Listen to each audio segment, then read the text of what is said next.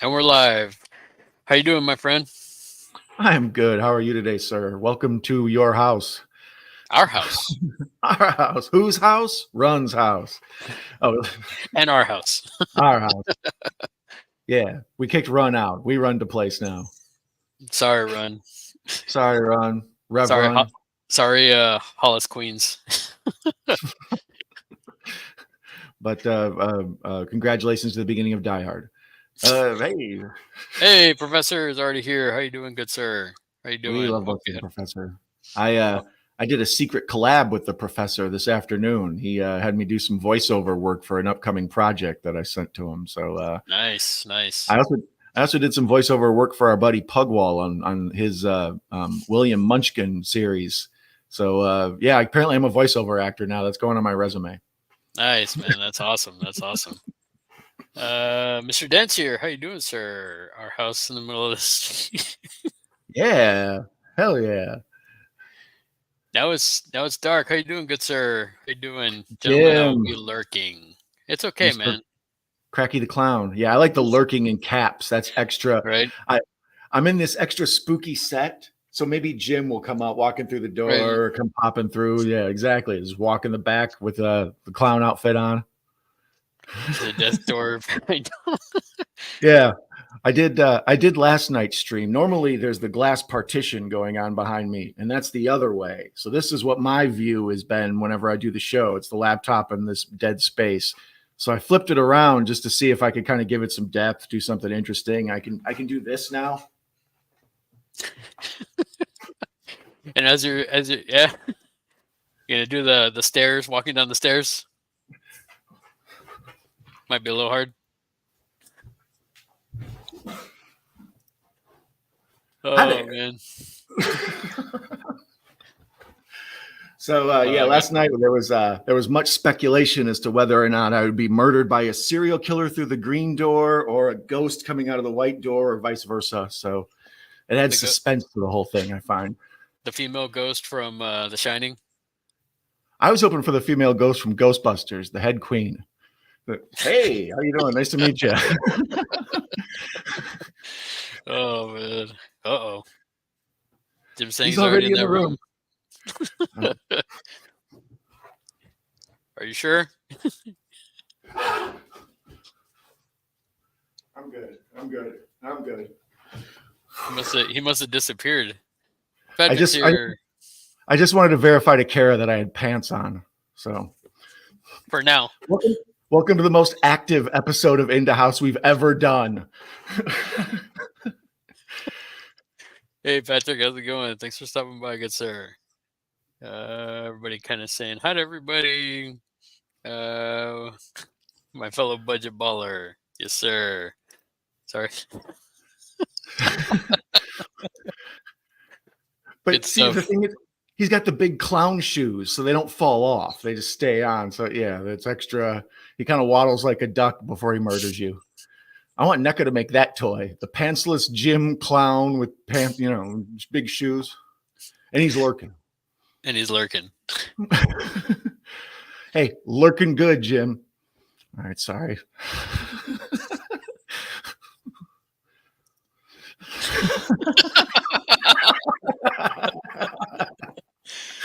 Oh, man.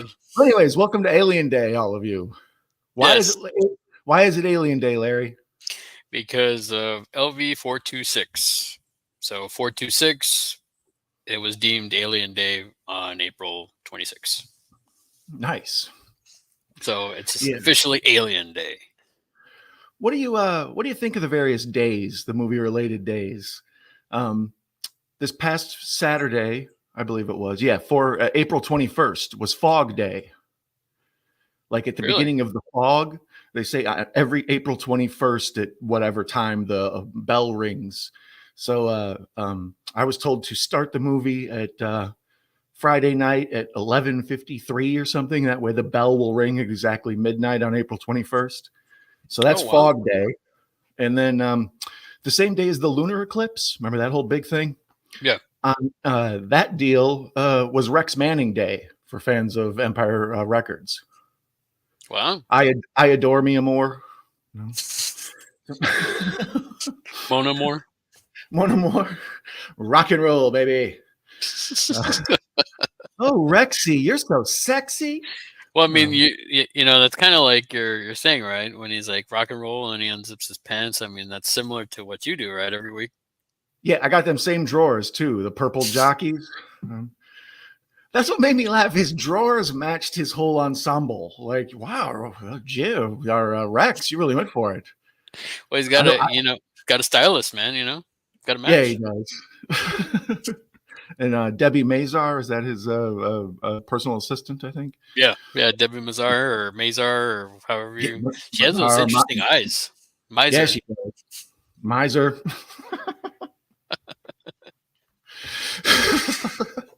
Roy Team Lurkin 20. Nice.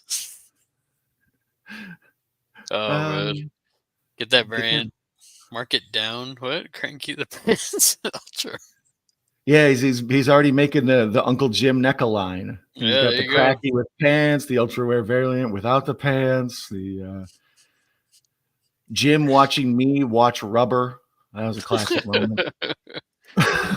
And the Queen has graced us with her presence. Hey, Queen Man, how's it going? Hey, May's here. It's a roller coaster. All right. Yes, happy Alien Day again, everybody. And thanks for coming. And we will get to the alien talk. But first, I figured we would talk about what we recently saw. Have you seen anything recently done? This week was a lot of rewatch for me. The only new stuff I saw was Rebel Moon 2. I had watched Rebel Moon 1 way back at Christmas time and saw that it was coming out at the middle of April. So I thought I was going to do a double feature watch along, do Rebel Moon 1 one night and Rebel Moon 2 the next night. And somewhere around an hour into Rebel Moon 2, I was like, I can't make people sit through this. This is just too much boring. So I basically ended up switching and doing a watch along of The Watchmen to make up for both Rebel Moon 1 and 2. I was like, we'll discuss the same stuff that I would probably discuss in Rebel Moon, except I don't have to say, oh, that's just like Star Wars every 5 minutes. But you sent me an article, some of the news that's been going around regarding Rebel Moon 2. It's getting killed by the critics, but a lot of the fans really love it. And there's some argument that it's better than Dune 2. Yeah, I seriously thought that it was like Professor going on a rant about, Dune 2 and Rebel Moon being better, but he assured me that it wasn't about him because he hasn't seen Rebel Moon yet.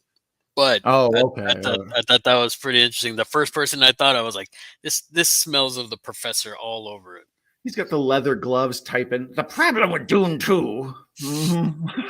It's gonna be like that over exaggerated, like the cartoons, like yeah. That's how I type for real. Stop making fun of my disability. Anyways,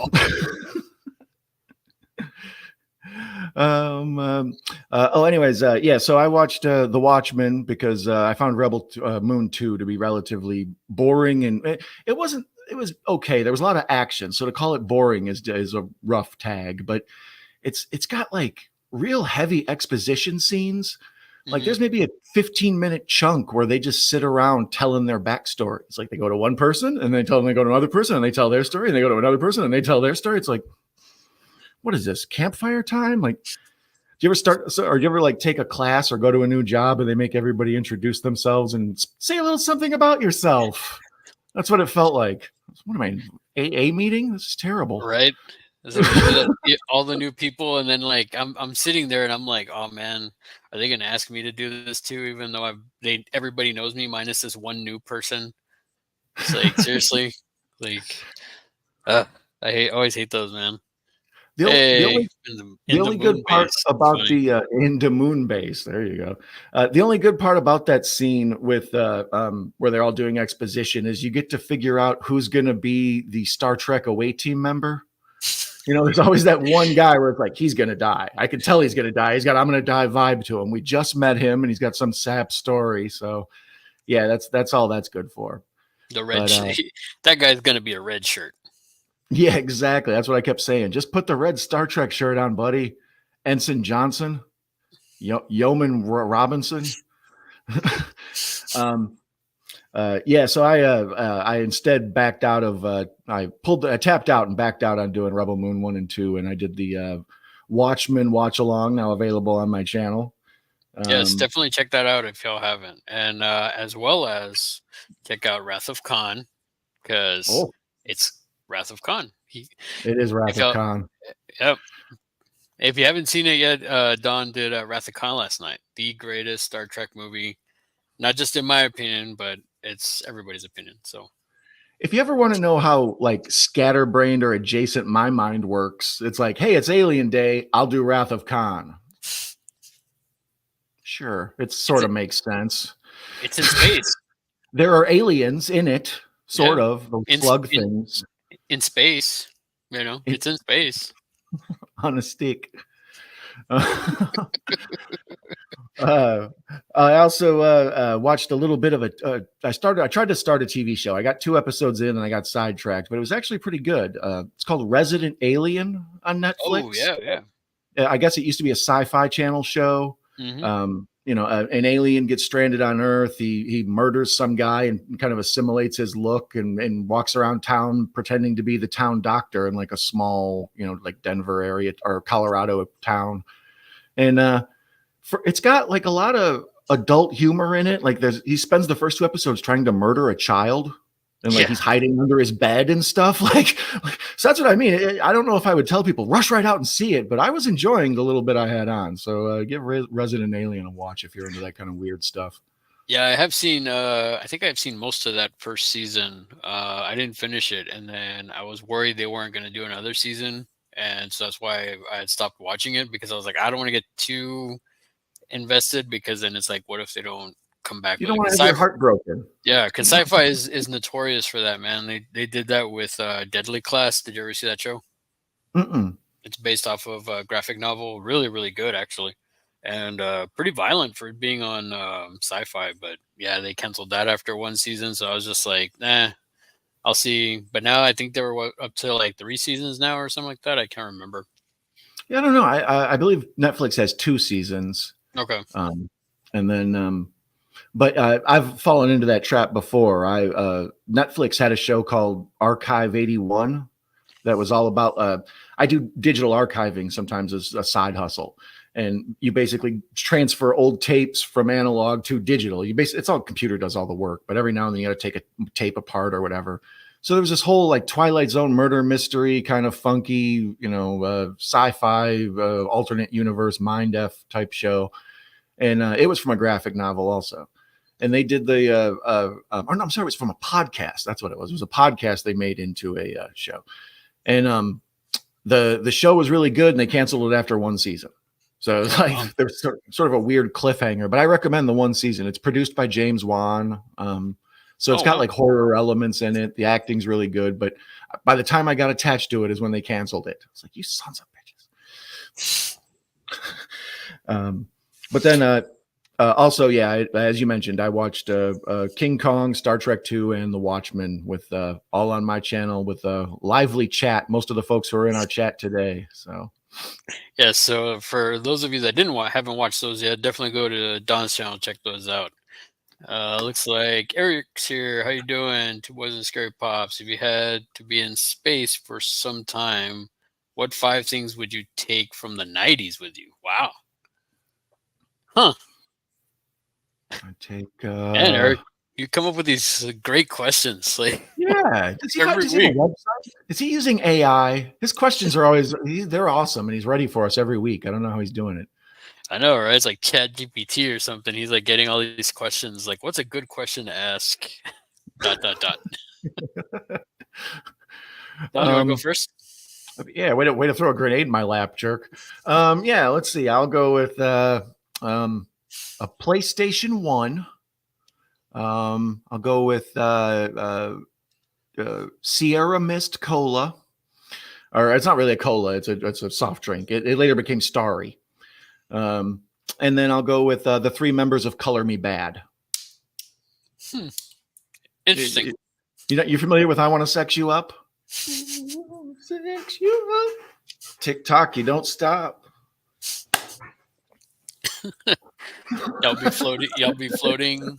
No gravity. All right. What about you? What do you think you would bring? Um. Courtney Love. Ugh, no. No, No no. way. Um. Trying to think.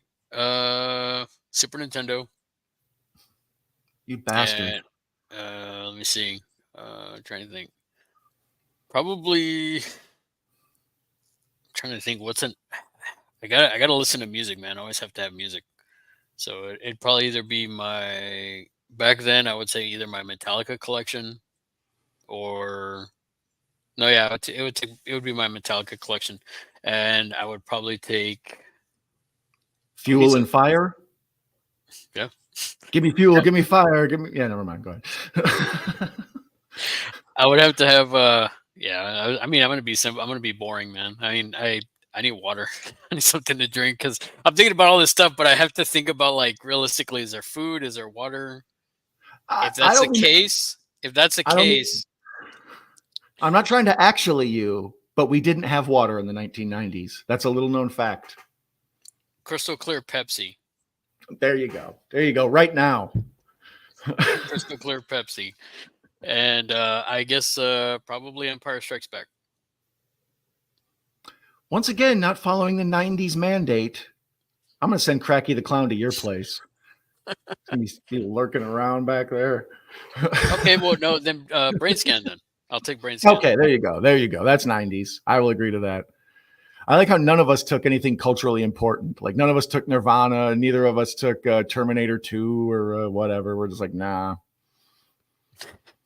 But Color Me Bad is going to love space. Gonna... I mean, I guess I could have taken Coolio, right? And I think there were 4 members of Color Me Bad. So the guy that looks like Kenny G has to stay behind. Sorry. Oh, man. Watchmen is mighty. Yes, it is. Here's 2 stars that shine for Friday. Oh, thanks, Eric, so much. You bring it in. Bring it in. Thank you. Thank you. Yeah, that's what I'm talking about. Does indeed sound like something I would do, not gonna lie. Yeah, see? That's why you were the first person I thought of, Professor, for sure. I was Typing like, in. yeah, like just or he had zombie Wasitos doing it. And he was like, Yeah, take a memo. he farmed it out. Mm-hmm. Who is who's Eric's lovely nemesis? Is that Mayan? Is it? I'm looking back here. Oh, yeah, it is. Man, Oh, that's sweet. You too. It's like a roast love. They're nemesis, but at the same time they Nemesis. nemesis. Fallout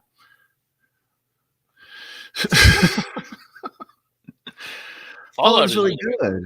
I've been meaning to watch Fallout. Actually, I think I mentioned on one of the In the Houses that there Prime had a new show coming out that the trailer looked like Outland. Remember, because we watched the Outland trailer. good. Or yeah. Borderlands.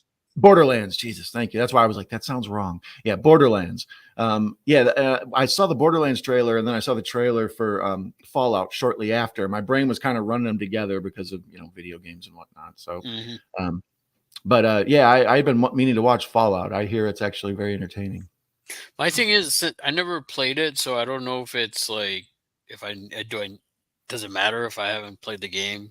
That's the one thing maybe I just haven't done a deep dive to where like do I need to watch it? It has Walter Grogan, so I mean he's a great actor, man. So he's a big reason why I want to check it out because he always plays a great character.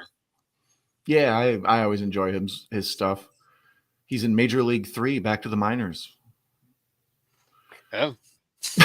You're like, yeah, he is. We'll forgive him.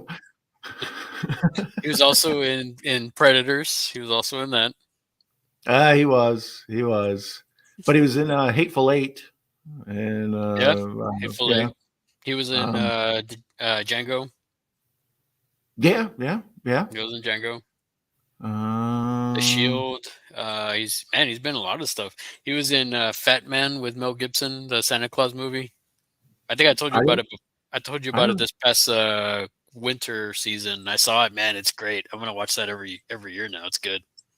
Well, now you sold me. I need to check that one out. Fat Man. It's a Santa Claus movie, huh? I was Is Mel Gibson Santa Claus? Yeah. Nice. Yeah, I'm interested. It's not a spoiler. It's like, you know, I'm not La, la, spoiling la, it or anything.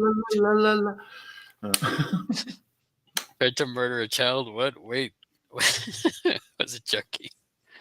Yeah, out of all the cable channels, I would say Sci-Fi Channel is most likely to try to murder a child with FX like right there, like really, close. Really, really cutting it close, right? Mm-hmm. Would Star Trek 2 have been fondly remembered if it would have been Star Trek 2 The Rest?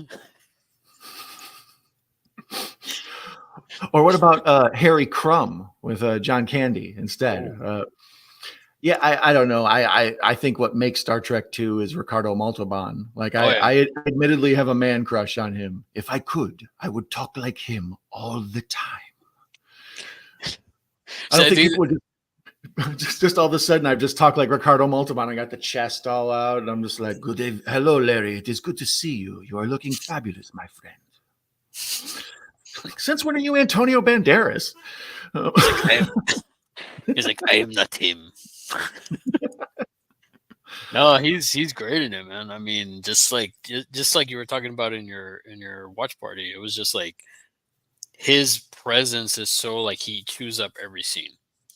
Like, Yeah. just his look, and just like you mentioned towards the end when he's like just looking at the screen and he's just like trying to look beyond the, I guess, the fog and all that stuff, like the nebula, trying to see if he sees something. Just those little things that he does, just man, it's he kills it in that film. I mean, Yeah. Especially when you know him as Mr. Rourke and he's just like kind of the vaguely foreign guy that runs Fantasy Island. But then when you see him as Khan, it's like, yeah, he like you use the phrase too, chews up the scenery. But like I think of Gary Busey as like someone who chews up the scenery by being huge, like the way sometimes I try to create a little bit of life with my actions here. Like there's a difference between the way he just holds everyone's attention with how cool he is, and he speaks very softly, and his little facial expressions and ticks and things are like they draw you in. He's right there with Willem Dafoe and Spider-Man. Those are two of my favorite performances. Or Jack Nicholson in The Shining. Jack, the only problem is Jack is a bit crazy the whole movie, and his amount of crazy kind of ramps up, but it's still pretty crazy the whole movie. That's Kubrick's directing more than that is Nicholson's performance, though. I feel like through that whole movie, though, it's like he's teetering on that line. You know, like he's trying to, like at the beginning when he goes for the interview and stuff like that, or when he's going to meet all the people before he gets the job. Like it's almost like something's like not right with him. And you feel like at any moment he's gonna lose it, and then you start watching the movie, like the rest of the film, and then it's just like I feel like it's just like that thin line that any little thing is gonna like snap it, and then we get Well, all work and no play made him a dull boy. So. Yeah, for sure. Hey, Jeff's here. Perfect organisms in the house. Bronson, Jeff the man. Glad to see you here, buddy. How you doing, good sir? Yeah, there are a lot of great perfect organisms. Is that a thing? Great perfect organisms, or just perfect organisms? Organi? I don't know. Organicis is organ donors, something. Yeah, he does, man. He does. Eric, they both do. The professor will always hit you with the pop quiz hot shots. So yeah, it's a classic. Take a phaser. Yeah, man. Here we go. What about Milli Vanilli to take the space from the 90s? Girl, you know it's true.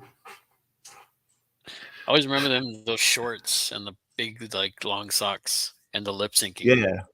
Yeah, biker shorts with a suit jacket. That's a look everyone should have to. When the 90s Redux thing that's going on, I want that. I want to see a man in a business suit with biker shorts, bicycle shorts, I should say, not biker.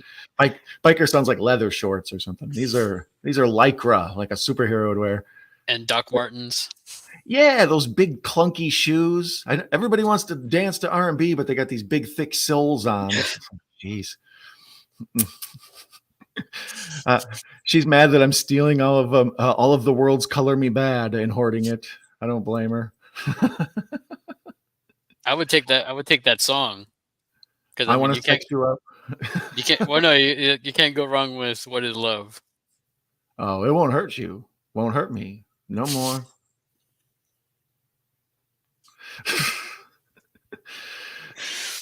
Oh man, Oh shit! Yeah, Buddy Lee would have been a classic. Yeah. Do you remember Buddy Lee? no, It was for Lee Jeans. They had this little like Cupid doll, baby doll thing, and he was kind of a predecessor to like the Mayhem insurance guy or something. Like he was like this huh? action star, but it was a Cupid doll dressed in Lee Jeans, and they would blow him up. He was kind of like Mr. Bill, if you're familiar with Mr. Bill from Yeah. Saturday Night Live. Like, yeah, so Buddy Lee would be like driving a car with a hot babe or something. Buddy Lee. Huh. Interesting.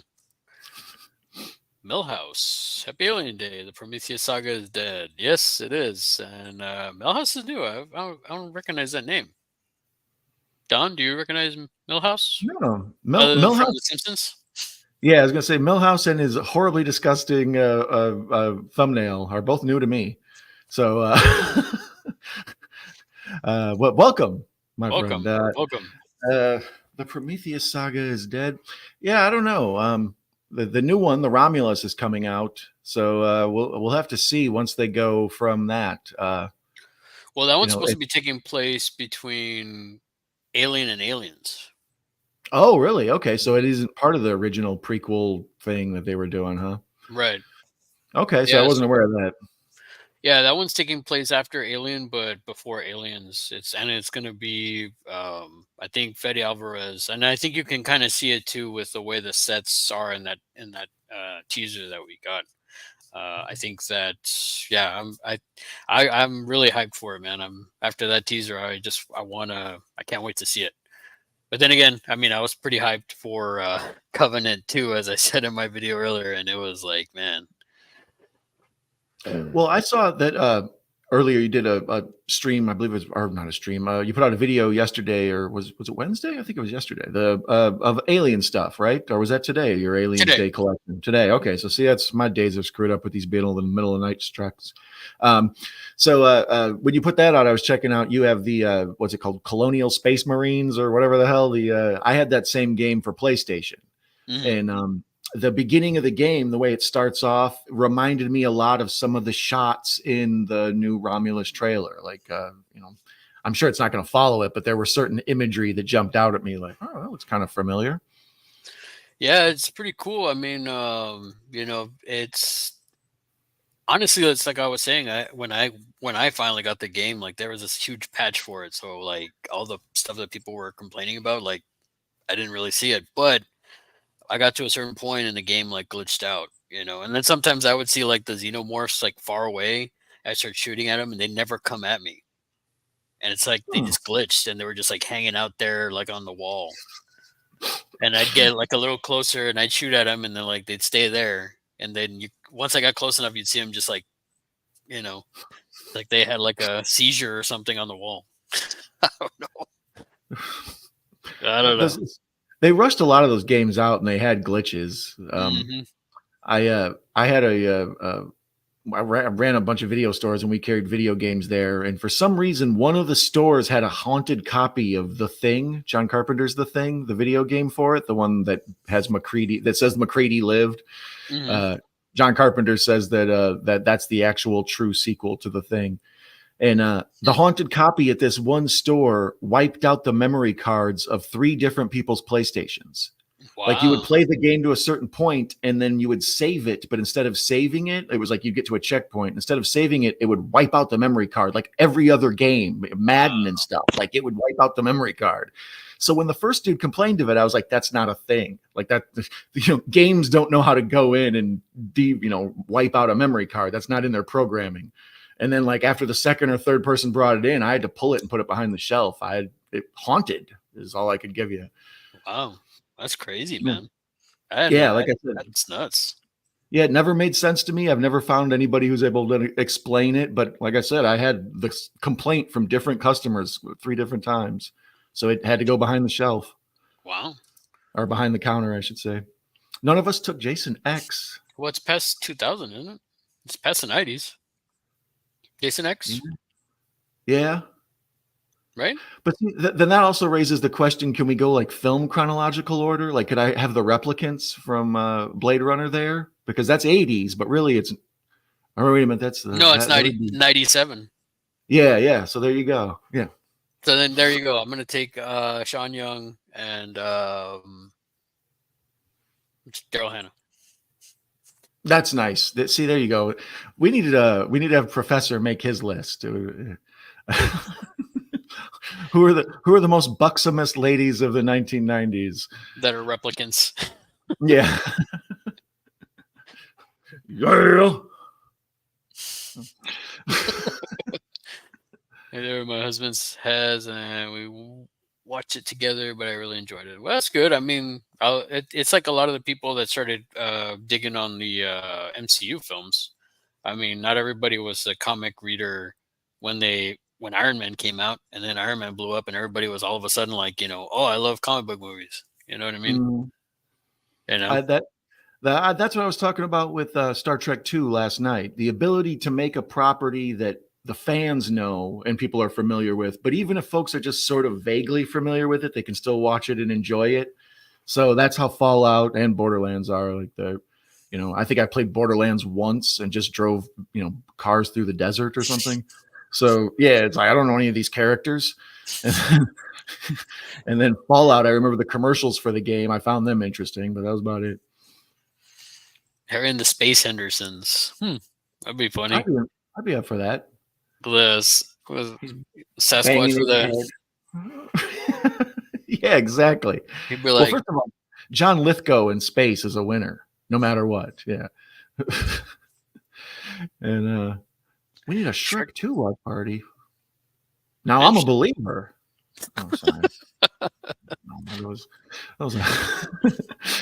Who'll win, Padre Marcelo Rossi or Diablo? Diablo.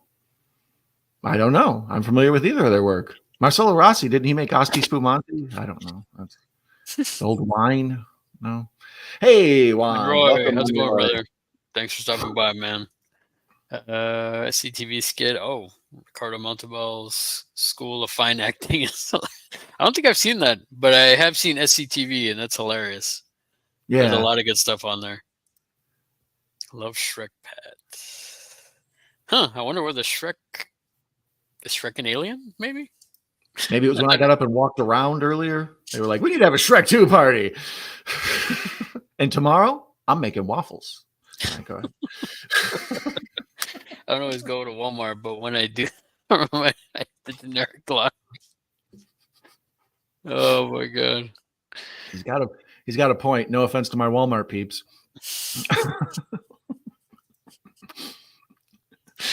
No TV and no beer make Homer is something. Yep. That's House of Horror. Your House of Horror, man. Can't go wrong with that. Nicholson in The Shining is pretty much perfection when it comes to crazy performances. Absolutely amazing role. Yeah. Yep. Jeff's old soul was going to appreciate Nicholson in that. I knew that was going to happen. Well, even Monroy, I know Monroy will too. I'm waiting for a comment to pop up about that as well, because Monroy is a huge fan of The Shining, huge fan, and yeah, I share that. He's a bigger fan than I am of that film, but I mean, Jack just literally kills that role, man.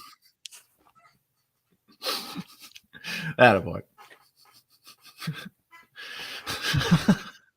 Roger C. Carmel was great as Mud. Sadly, he ended up dying of an overdose. Way to suck the life out of the stream, Patrick. Now I'm all bummed out about Roger C. Carmel. But that's all right. I'll get over it. I have to look him up. Hey, Wookie's here. How you doing, sir? Thanks for welcome back, Wookie. Yeah. Found the reboot of The Shining this week. Oh, the one with the guy from Wings? Steven Weber. Yeah, Patrick had mentioned that he found it at his library hall. I watched that. I recorded it all onto VHS when it was the live ABC miniseries, and it's okay. Rebecca De Mornay plays. It's King's vision. Mm-hmm. So, like in the book, Wendy is like a blonde career woman, And if you've seen The Shining, she's the exact opposite. She's a Right. dark-haired, kind of mousy, stay-at-home, housewife. And Steven Weber plays it more like how, like I said, Jack seems crazy almost from the beginning, and he's teetering on sanity. But Steven Weber plays it as like nice guy wings dude, and then he slowly falls off the wagon and goes crazy. But I believe it's directed by Mick Garris, Mm-hmm. and I That usually was like Mick Garris. that one was good. I remember seeing that as it was live being shown. Yeah, But it's weird because I feel like I saw it and then I never heard anything about it until obviously till I've gotten older. Now I hear more about it. But I don't remember ever anybody saying that it was like amazing or great or anything. Me personally, I still am sticking with Kubrick's version. I well, love that one. even when King wrote Doctor Sleep, he did it from the perspective of Kubrick's Shining, not his Shining. Like it picks up because in the original the book, the Overlook explodes or whatever. So, but at the end of The Shining, it doesn't. So he Hmm. even writes the story from Kubrick's point of view, like Here we go.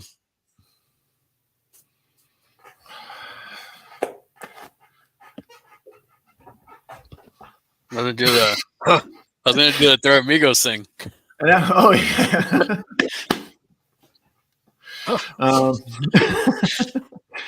And later on, we're going to do the cha-cha slide. So hang with us. Oh man. Just like the game Alien Isolation took place between the yeah. Have you heard of that one? Alien Alien Isolation? Isolation? No. You know what?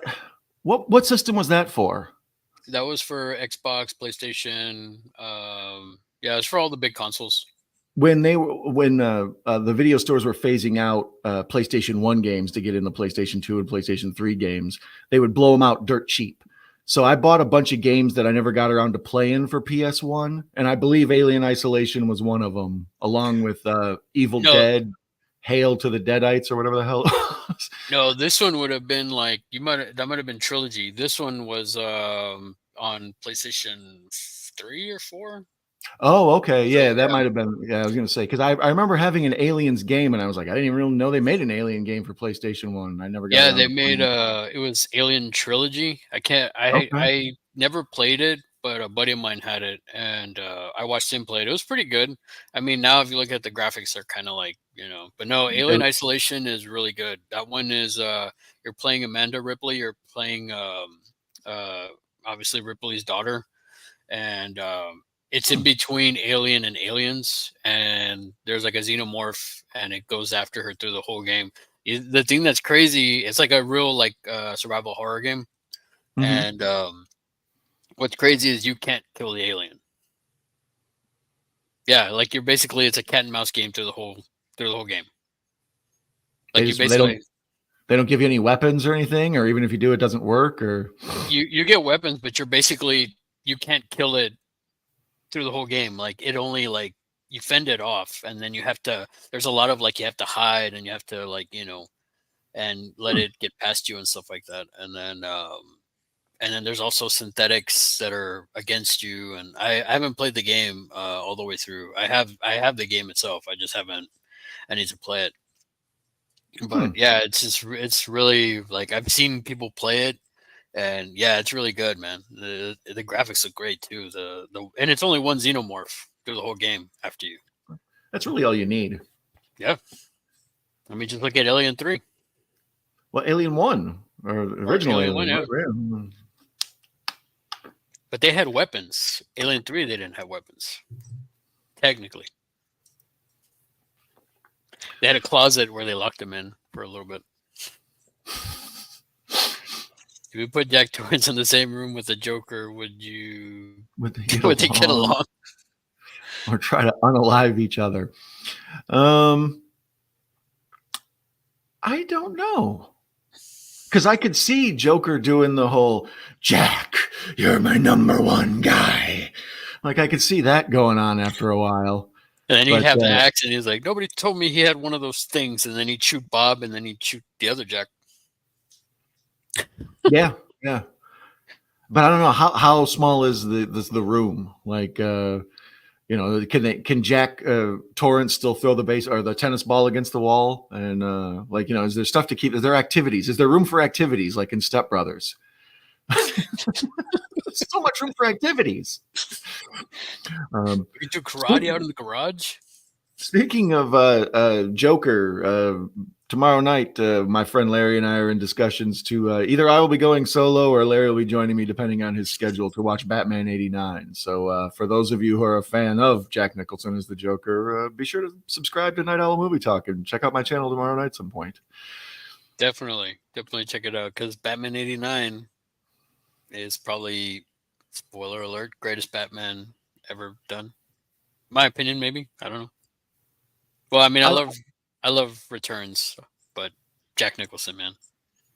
I don't know. I'm a Dark Knight guy, but Batman '89 is either sentimentally equal to it or like right there. But yeah, Batman '89 is a very formative film. It's one of those that it was the first VHS I ended up buying.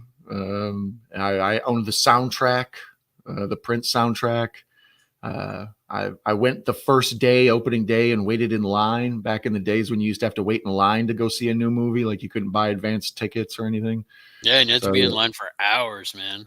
I remember yeah. those So days. That's nuts. I remember the people like camping outside to go watch it, like when Phantom Menace came out, and that's what I you was know, thinking. Phantom Menace is the last movie I remember people being on the sidewalk to like get their tickets for it and stuff. Like they would camp out like concert tickets or whatever, mm-hmm. trying to be or first in line. Black Friday. Yeah, yeah, them people are nuts. If you were to explore a planet known to have alien life like the Xenomorphs, but can bring 3 actors, actresses with you to help you explore, who are you taking? That's a good question. The 3 members of Color Me Bad. No, no. Who would I bring with to fight the Xenomorphs? I'm gonna go Arnold. I'm gonna go Keanu Reeves, just because he's not bulky, but for some reason he seems to just always get the job done. And then which member of the Expendables? Do I want Stallone? Do I want Statham? Do I want Terry Crews? Terry Crews might be good to have there. I'm gonna bring the Bill. Look, I'm gonna go with Bill Paxton's Poltergeist. I want him to get revenge. So game over, man. game over, man. I'm back, you bitches. Let's do this. Express elevator to hell, going down. Yeah, exactly. Let him get his poltergeist revenge. There's a take on aliens nobody's done before. The aliens get on a spaceship and then they find out it's haunted, and you've got xenomorphs versus ghosts. Hollywood. Professor. Professor. Oh shit! I forgot. I just gave away intellectual property to the professor. That'll be a fire trailer. Ooh boy, I can't wait for that one. By the way, professor put out a trailer for Blind Furry. So yeah, I definitely I think that's what you were going to say too. Blind Furry. So if you haven't checked that out, definitely check it out. I believe it's a teaser trailer for Blind Furry. Yeah. So definitely go check it out. That's some good stuff, man. That's some good stuff. For myself, the 3 would probably be, I mean, I'd probably be almost right there with you. I would probably do Arnold for sure. That's a must, right? Like that's everybody's going to take Arnold, but I gotta take Sigourney, man, too. I gotta bring her along. I mean, she is the champ at fighting them. Yeah, nobody does it better than her. Yeah, so it's like if she can teach Dutch something, and then I'll probably, you were saying Expendables, I'll go with Stallone. That's what I mean. Stallone is kind of the natural. We need another killer. That's why I went John Wick. I think Keanu, between The Matrix and John Wick, he has this. He overcomes great obstacles in spite of his. Go ahead. Well, I feel like Ripley would be like, she'd be the brains, and then we'd have Dutch and Rambo as boom, live action Contra. There you go. Live action Contra. That's nice. Oh man. Will you be Joy? Pardon? Pardon? From 2049. Oh, I was reading JOI as a different terminology from the internet. Jerk off instructions? Never mind. I was like, no, I will not, May. Harumph. Oh man, if you have to take, I think just referring to Joker and Jack Torrance. Nicholson, yeah. Yeah, Nicholson on Nicholson, the two Nicholsons. Joker versus Jacker. Wait a minute, back to the JOI instructions. Right? Yeah, never. This is up for debate. We don't know. I there's a good chance I will be there tonight. If not, I'll be in the chat either way. So a message is out to talk to Sean about possibly joining Larry, my homeboy, in my house boy, something. My into house boy. Into house boy. That sounds terrible. Fetch my shoes. So Professor has got his Sydney Sweeney, 7 of 9, and Elvira. See, but Professor's cheating because the way his mind works, he's bringing 6 things with him.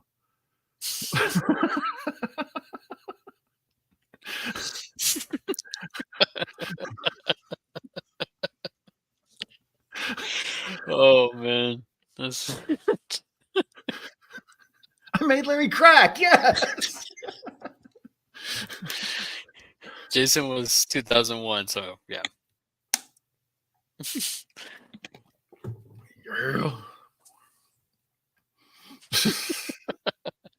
Oh, here we go, and Jamie Hart's here. So,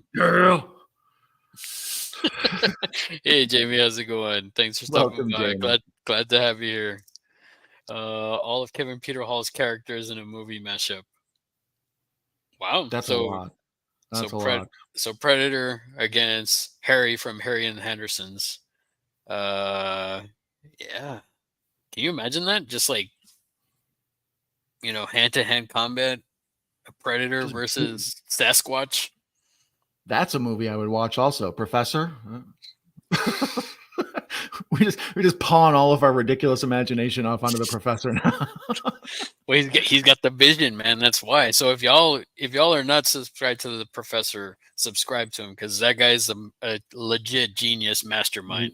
He's a visionary. Mm-hmm. I'm making heroic waffles. What makes them heroic, Pat? Let us know. Heroic waffles also sounds like a dirty internet term, but I don't want to Google it. So I thought that was the blue one. Oh yeah, never mind. That's what it is. I'm happy to be here. We're happy you're here, and I hope you feel better. Yeah, I hope you're feeling better. I know you weren't feeling well. Yeah, I won't ask too much. That's a HIPAA violation, but yeah, I hope Jamie feels better. Jamie's awesome. You believe in interspecies? Interspecial. Interspecial. Interspecial? Special? Interspecial. Well, it's 2 different species getting it on. Interspecial. Oh. Yeah, no. Personally, I don't know. I don't think so. But then again, a lot of Kirk was always down for it, and he found him some hot green babes and whatnot. So I leave it open. I'm open to experiencing new things. Yeah, I didn't have any problem with Steven Weber's performance as Jack Torrance. I mean, but for me, it's like it's Jack, man. I can't, Well, I think that's part of the problem with that Mick Garris Shining is that the original Shining is so iconic that you have to do a little bit of a different take. And most folks have seen the movie and not read the book. So to them, it's going to feel like the King version is wrong, even though the King version is more correct. It's a loser project. I wouldn't have taken it. Mick Garris directed The Stand, and King trusted him with his takes on King's work. Yeah. Man, it's been forever since I've seen The Stand. I need to go back and watch that one again. I watched it a couple of years ago to refresh it. I went through and watched all the Stephen King stuff. And when I watched The Stand, I was really caught off guard by how good, what's her name? Shawnee Smith? Is that her name? The one from the Saw movies. Yep. Yeah. She is really awesome. Like I found myself hating her at a certain point in that movie. Like, oh, wow. And Corin Nemec is really good in that. Our friend Patrick interviewed Corin Nemec on his channel. I recommend going there and checking that out. Yeah, because you can't lose. Yeah, and I watched. Damn you, Larry! How dare you, me to me? And I watched Watchmen the other night, and that has Matt Frewer in it, who plays Trash Can Man. So it all ties together like the Marvel Universe. All right, go ahead. Mm-hmm. The kid that plays Danny in that Shining miniseries annoys the shit out of me. He always sounds like he's not climbing through. Get a hanky, kid. Shoosh. It's been ages since I've seen it, man. So yeah, it's one of those things I'd probably have to do like a quick, like see a trailer or watch like a scene on YouTube or something so I could see that. But just the way the professor describes it, man, I gotta check that out. It's really funny. Dark Sleep book. The hotel is still burned down. Only thing left is the old golf shack. That's where the ghosts are. Obviously, but in the book. Oh, the old golf shack is where it is. So the movie adaptation that keeps the Overlook still around is okay. So King does flip flop it. Interesting. Yeah. Okay. So Alien Isolation, PS3, 4, yeah, PC, 360. Yeah, and I think they put it for Xbox One. I think they did a transfer up for it too, because that's what I have it for is Xbox One. Oh, okay. 10 years ago. All right, wow. Hey, Coffin Crew, how you doing, sir? Thanks for stopping by. Welcome. Let's see. Everybody's saying hi to each other. Oh, here we go. Legal counsel's in the house. Jay Harang. Welcome, Jay. Happy Alien Day to you, sir. I love Alien 3, and I will say, hey, Jamie, I knew there was a reason why I liked you so much. Aside from you're awesome. But yes, Alien 3 is awesome. So anybody who says differently, you are insane. Yeah. It's it's an interesting take. Like I find all of them, like I find Resurrection to be sort of I don't know. It tries to get back to Alien or something, but it's a comedy. Alien, yeah, Alien Cubed is more like it's an original take. You know, the whole bald head and all of it. I don't know. It's an interesting thing, and it's directed by David Fincher. So if you like Fincher's work, it's always cool to go back and see his stuff. And Sean, how you doing, sir? We were just talking about the stream earlier. And so, yeah, welcome, Sean. We're going to be doing the Aliens watch party later. And Man brought up a question, so maybe Sean can answer that here in the chat. Texas Hardcore is here. How's it going, Texas Russell? How are you doing, sir? Oh, there he is. Batman 89, yeah. Well, I really love Returns, but Batman 89, I mean, it's got Nicholson, and he's one of my favorite actors of all time. Monroe, see? So, yep, there you go. Yeah, that soundtrack, yeah. Mm-hmm. Everybody's saying hi to everybody. Party man. Party man. I don't know how anybody. I think I saw somebody online say that they didn't like that scene because he was dancing around and stuff like that. But no, I don't know, man. It's just. What's he doing? He's giving away free money. What's Batman doing? He's at home washing his tights. I love that scene. Yeah, that's what I mean. I love that. I'm telling you, man. Jack Nicholson, he kills it, dude. He's just every scene he's in as a Joker. It's like, great. Yeah, for sure. Never rub another man's rhubarb. I say that all the time. No one should ever have to say that. Hold it for tomorrow. My rhubarb? Yes, that too. Can I get some JOI? Not for me, sir. Thank you. I appreciate this is a family show, Don. May I wait. Kara's not here, right? We need to go back and redo the other 11 episodes. My bad, guys. I was unaware. That's where the problem is. I'm doing an NC-17 show and Larry's doing PG-13. Oh, there you go. Sean said, if you wanted to come on later with us. Okay, well then that sounds like you all are here to hear it first. Into House live on Cinephile Sanity, tonight's show for Aliens Day with Juno 2000 and Russell Texas Hardcore. Everybody saying hi to everybody. Batman 89 is my favorite as well. Absolutely love it. Although Returns, yep, I love can't believe I'm the Returns. only one of y'all that likes Dark Knight the best. Batman 89 is damn near equal because of the way it looks, you know, the set design and the costume and all of the everything that goes with it, the Prince soundtrack and stuff. But Dark Knight, Nolan's film, that one really blew me away. It made Batman like it felt real. It felt like not a a surrealistic cartoon world. It felt like real life, you know. No, yeah, for sure. I mean, and nothing against that one. I mean, like I told you, I think I told you on one of the streams that it's like when I first a buddy of mine, I hadn't seen it in the theater because I missed it, and a buddy of mine that I worked with was telling me, "Oh man, it came out on DVD. You need to buy it." I'm like, okay, and then so I went, and because he was picking it up, and then he was like, "No man, you gotta buy it. Trust me, it's good." And then so I was like, okay, and then I picked it up and I saw it, and I was like, holy crap, how did I not go watch this in the theater?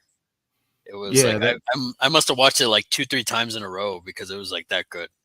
that first 10 minutes is just all you need to understand, like, oh yeah, I'm gonna like this and watch the whole thing. Like, just that bank robbery scene alone is all you really need to get hooked on it. And then um even then the whole like that I mentioned before, that pencil scene, that yeah. first real interaction with him, because he's wearing the mask and then he takes it off and then he's like stranger and he gets in the bus, whatever. It's like that little bit, but then like that whole scene where he's just like, how about a magic trick? And then Hmm. just so unassuming. And I was like, wow. I was like, okay, it's gonna be that kind of movie. Nice. Yeah. Yeah. Yeah. But like I say, Batman 89 is almost equal, if for nothing else than just all the personal attachment to it that goes with it. So Lord of the Rings was around the block. Yeah, yeah, I remember that too. The lines for Lord of the Rings oh, the lines. I'm sorry, I was lost on around the block. My brain wasn't thinking of a block as a thing. I was like a block. Um, around the yeah, yeah, Shire. yeah, around the Shire. Um, no, yeah, around must have been early thousands is around the last time when they must have started doing pre-sales. Really, I've talked about it before. They used to have the 1201 screening, like at midnight, the night of, all the other movies would stop for the day, and at 1201 on Friday, they would let a group or two in to start watching. And now the early screenings start at like 7 p.m. on Thursday. It's Hmm. like, I don't think that's Preview. an early screening. Yeah, that's not a preview screening. So yeah, I don't know. What's a way for them to get that extra money, man? Oh, That's all it yeah. is. I mean, I understand why they do it, but I think they're bending the rules of time and space. I don't think a movie can come out on Friday and you can see it on Thursday. That's not how it works. Logic, I tell you.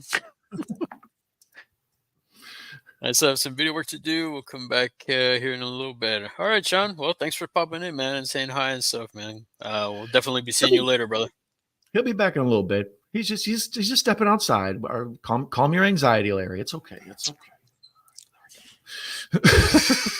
No. Best movies of all time, for sure. 100% 89. Mask of the Phantasm. That's another good one. I like how this is like supposed to be alien talk, and We're all way this is off. for, we're way Uh, off topic. but But no, we are celebrating. We're celebrating Alien Day our way. It's like Christmas. Everybody makes it their own. right. I still watch horror movies on Christmas, so it's all good. Her first I s blind date. Wow. They didn't go well. Oh, interesting. Did you have to buy a ticket for his seeing eye dog? Sorry, that's a terrible joke. That is a terrible joke. um, no, I saw Batman 89 in the theater, like I said, too. I saw an 11 a.m. showing on the first day. I skipped school. And actually, it was in the summertime. Never mind. So, yeah, I remember getting there early and getting in there. There were people at the time, talking about the Dark Knight stuff.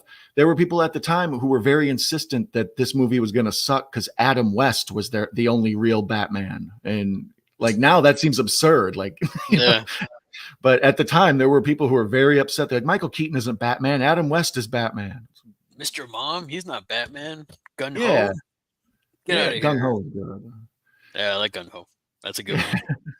But this brings up a good question, man. My first blind date didn't go well. So, have you ever had a date to a movie, a first date to a movie that didn't go well? Yeah, I talked about this kind of once before, but it's a weird story. Uh, the first time I saw The Matrix, um, same deal. I was out, a couple of friends of mine from college. We went to a bar that had 5 or 25 cent wings. This was in the, whenever The Matrix came out, 2001 or whatever. Hmm. um, 99 maybe, 99 maybe. But anyways, it was someplace that had like cheapo wings, and you go and drop a 5 spot on wings and order a pitcher of beer. So me and the fellows went and spent all afternoon drinking beer and eating wings and playing darts. And they were like, hey, we're feeling kind of toasty. Let's go see The Matrix. So at some point, one of them called their girlfriend, and then the other one said, "Well, if you're going to have your girlfriend, then I'm bringing mine." And he called her, and then they were like, "Well, like I even said, I'm like, well, I'm going to feel like a fifth wheel then. I don't know if I want to. You guys turn this into a double date all of a sudden." And they were like, "No, so and so's girlfriend's bringing her roommate." I was like, "Y'all just brought me a woman." it's like Conan. Here, have this one. Like, all right, thanks. I guess. Hi, I'm Don. Um, and like I said, it was a weird experience because it was clearly we were thrown together as to hang out, but we didn't really know each other, and you can't talk during a movie, and it was awkward. Like they were all doing cuddling and stuff, and I remember even being like, "Do I hold this woman's hand? I didn't even talk to her. I don't know how to do this." Oh So man. so yeah, that's my experience with that. And then there's been numerous times where I went on a date with a woman who I knew or had gone on a couple dates with, and we go see a movie, and she brings a friend with. So I get 2 dates, which is always awkward. It's like, yeah, it's like Interesting. wild things. Now you two kiss. And so, all right, sorry, that was terrible. Once again, I'm doing an NC-17 show at PG-13 hour. I apologize. Oh I broke man. Larry. My kids still joke how I scared them by renting Mask of the Phantasm. Really? Huh. Oh, Stardom, yeah. Scarred Mask of the them. Phantasm's great. Yeah, All of it's a good those one. animated, the what's it called? Sub-Zero, the backstory of Mr. Freeze. Hmm. That one's a really good one. The Under the Red Hood, I think it's called. Yeah, that's a good one too. Yeah, The Killing Joke, I prefer the paper graphic novel to the cartoon, but still the cartoon's pretty good. But, yeah. Sean says Psycho Gorman versus Xenomorphs. You ever Interesting. seen Psycho Gorman? No, I haven't. I It's hear it's a lot of good things. Yeah, it's pretty good. That is a good battle because Psycho Gorman will kick some butt. Can I bring Psycho Gorman with me as one of my 3 people? He's not a person. The Not guy, to the guy, disparage. the Guyver, Yeah, the Guyver.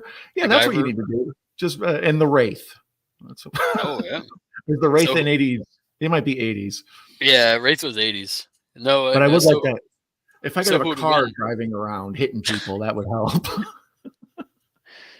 Oh man. Let's see. Her children, Uncle Jay needs you. What? Oh man. Shall be back. Plus the Gordon Weaver has Jonesy as well. Yeah, Jonesy will win everything, every fight, man. Oh, look at you, cat people sticking together. Ken Reeves also beat the devil. Oh yeah, or did he? Mm-hmm. Mm-hmm. Well, he outsmarted him.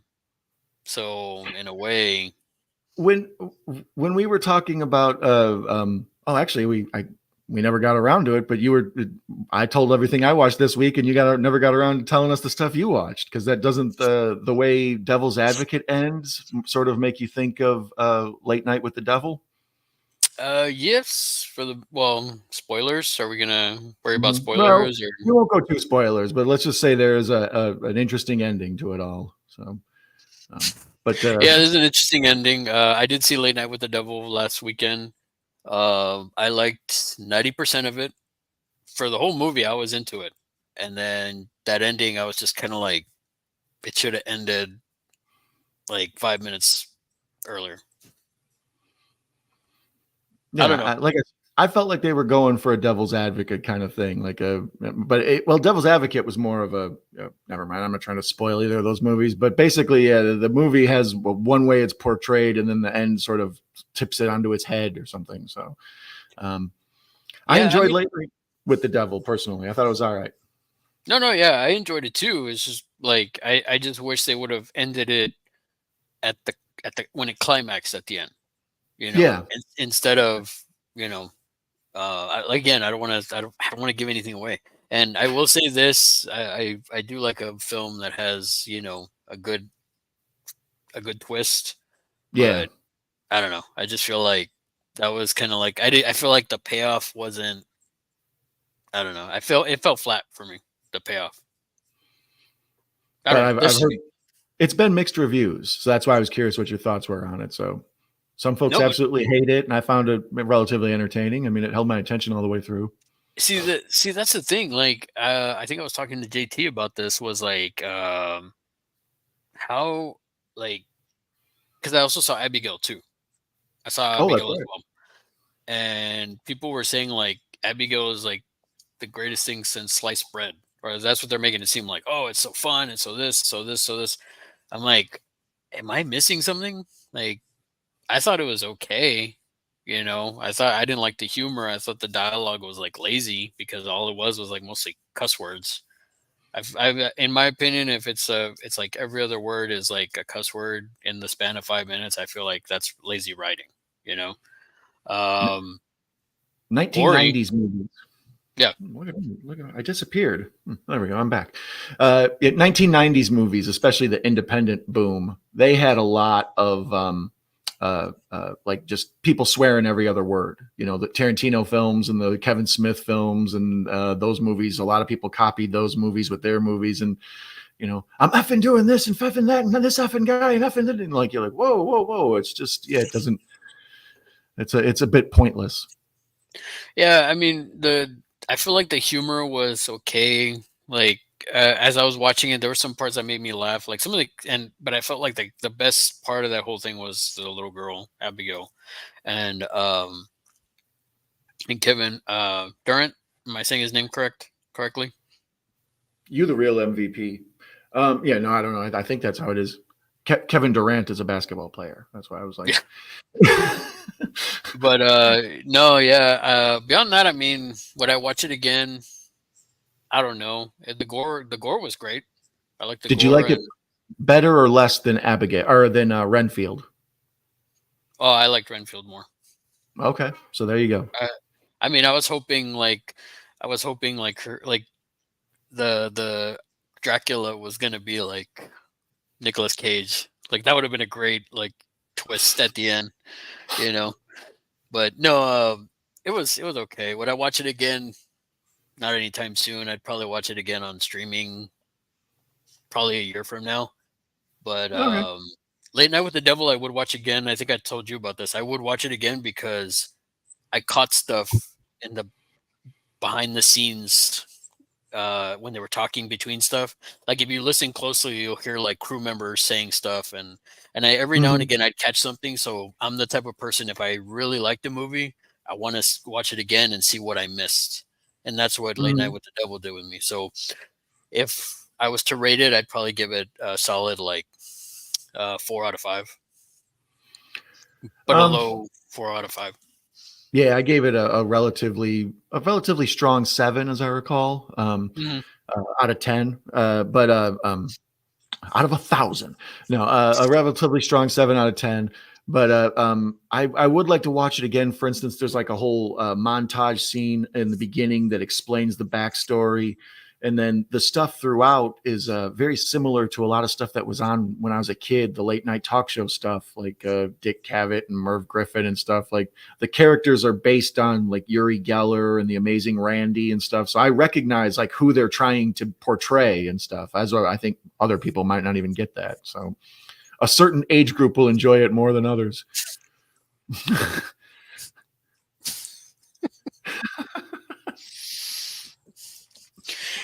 Man, saying we forgot to hit the like button. I don't know. The Narjan? Yarhas? Yara? Yadas? Yadas. Everything's coming up Millhouse. We'll do, Hey, Sean. Gator I'll Winston. definitely do that. Thank you, Sean. That's awesome. Yeah. So be sure to check out Cinephile Sanity's channel tonight for Into House on Cinephiles in Aliens Day. And then we'll get more Alien Day discussion there than we're getting done here. I know. It's like Alien Day. We're going all over the place, man. That's great.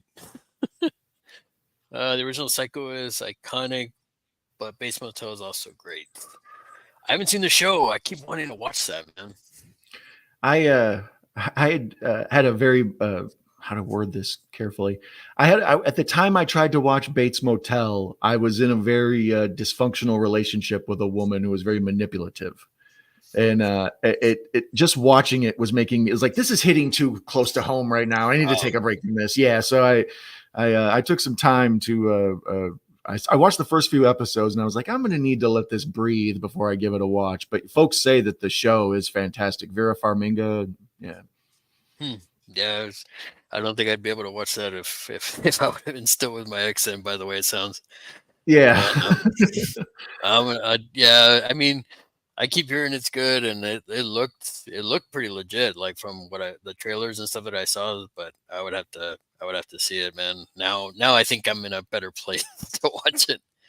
That's what I mean. Sometimes movies hit because you have stuff going on in your personal life. Like when I watched Possession, 81, Sam Neill.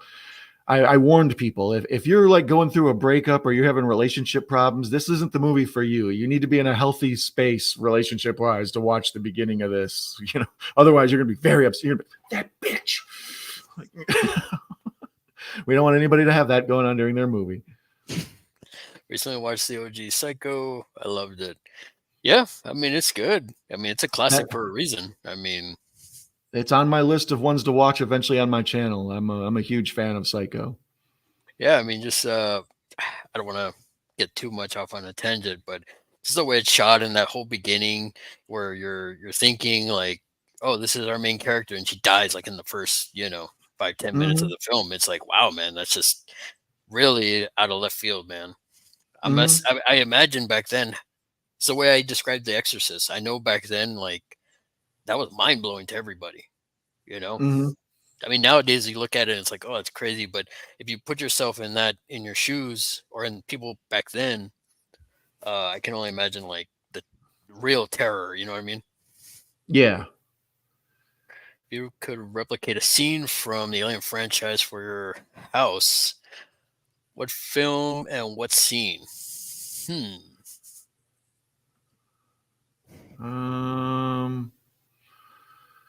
I'm trying to think of my favorite iconic moments from Aliens.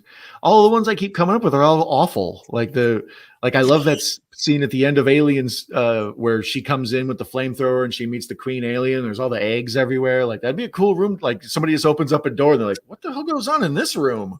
Close the door. Close the door. That's not the bathroom, Gary. I said first door on the left.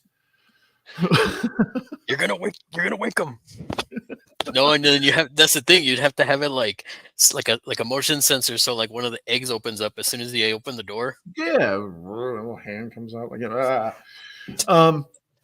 I don't know. Could you make your kitchen like the kitchen on the Nostromo? Isn't it very tidy and clean in there? That'd be a tight kitchen. Looks clean in there.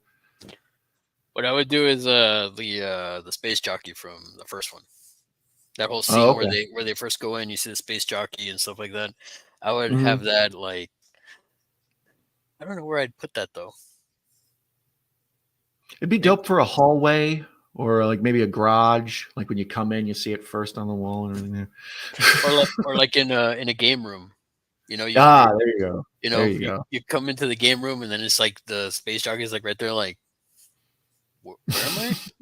Yeah. But it's like I'm at your house, right, Larry? It's like, I don't know. Are you here? Are you? Fire questions. Jason, hi to everybody. See, that shows you how awesome our chat is. The people in our chat cheer on the other chatters for good questions. It's like Family Feud. It's a good question. Good question. Yep.